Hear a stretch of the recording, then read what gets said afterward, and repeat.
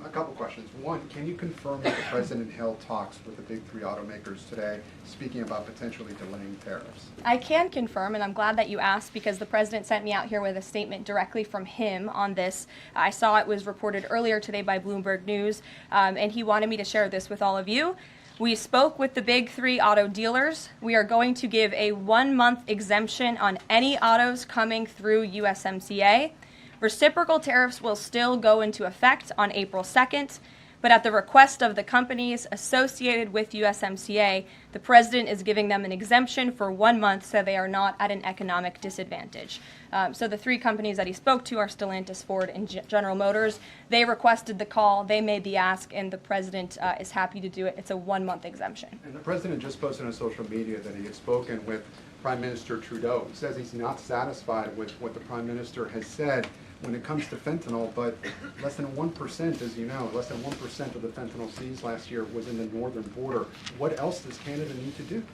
Well, the President did just put out a statement on his call with the Governor, Justin Trudeau, as he calls him, of Canada, and he said that he was not pleased, as you said. He said it's not good enough. He told Prime Minister Justin Trudeau that directly. The call ended in a somewhat friendly manner, as the President said, but he's not going to stop standing up for the American people. And to answer your question directly when it comes to fentanyl, for the last 4 years, unfortunately, our neighbors to the north and the south, Canada and Mexico respectively, have allowed America to be a dumping ground, not just for illegal aliens, but for illegal, poisonous, deadly fentanyl, which is now the #1 killer of young people in this country aged 18 to 34.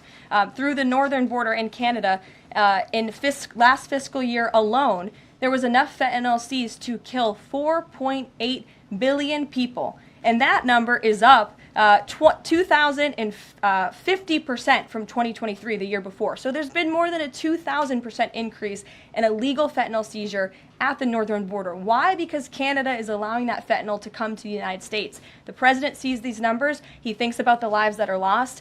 And everybody in this room, I'm sure, everybody watching at home, everybody across the country knows someone in our lives who has been killed at the hands of this deadly poison. There needs to be repercussions for that. The President feels very strongly about it. But Karoline, respectfully, it's just 43 pounds that were found last year. That's less than a carry-on suitcase. Is that a lot of fentanyl compared to, say, Mexico, where the vast majority of the fentanyl is brought in through Mexico, not Canada? So what else does Canada need to do?